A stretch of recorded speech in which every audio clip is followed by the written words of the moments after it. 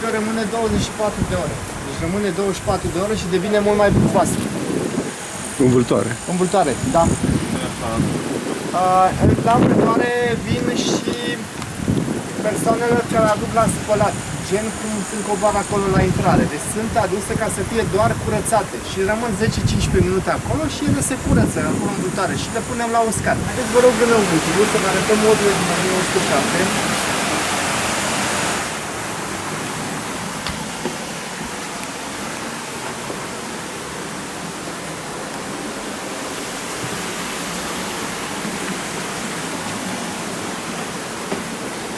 Aici din Zvonile, de 115 ani în urmă. Aici se pun boabele, unde sunt două pietre. Când e acționată la apă, boabele cad între pietre, se macină și acolo vine să făină. Noi putem apropia pietrele să facem frigetină, putem să le distanțiem să facem păsat pentru animale.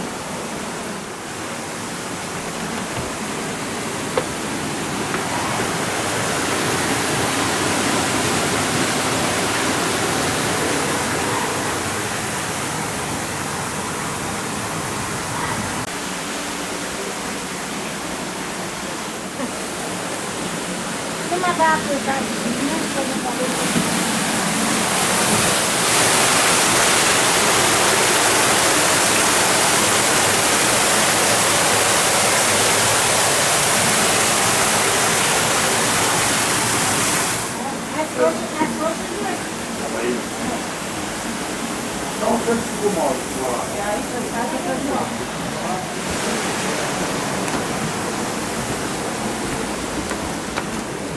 Uite, se supără, m-a văzut.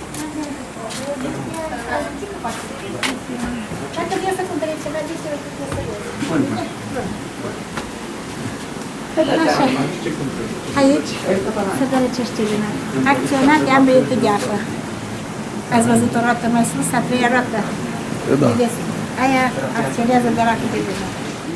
Le dai de pe oaie, tu s-a spălat uscată. Aici se stau lumea. V-a spus? Da, v-a spus, el știe multe. Așa.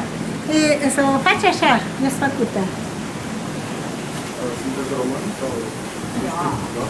Pe urmă, sedia acolo se punește, ce până te stamburește un pic de frumos, acolo în spate să o rolăm, așa merge.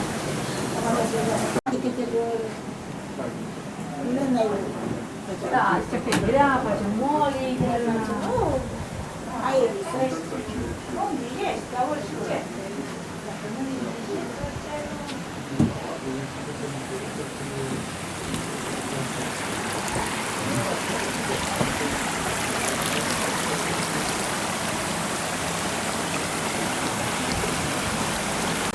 După ce a făcut armata bunicul și tata, deci bunicul moara din 1907.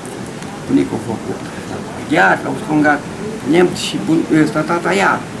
Și când a făcut tata armata, a venit colegul lui din armata 5 ai făcut. A fost la capturarea Berlinului în 45. Și a venit neamțul colegului, eu l-am chemat, măi Ianuș, unt în vizită după terminarea războiului. Și mașina a dus-o neamțul aici. Asta e mașină germană.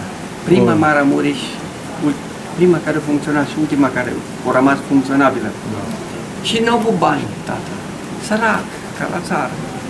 A avut încredere, a făcut colegi de armată, neamțul cu tata. Și zice că câștigi într-o an de zile, pur banii într-o lată. Nu s-o căzat de un bani. Tata, corect a fost, deci? Da. N-avea bani de pită, da. Și când făcea lână, zice, iar neamțul bani. La anul când a venit neamțul, dar bani nici o număra neamțul, nici tata, lată plină de bani.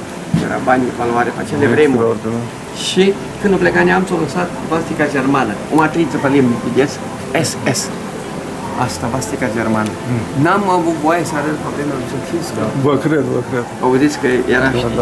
Da. Deci, de când ați spus că e mașina... 1937. 37, da? Da. Era baza... Deci la 10 kg care aducea săteanul. Săteanul, un kilogram de lână. Da. Era... E uiul. Și trebuie obligații și buni și semnătură și era verificat de controle, știți? Da,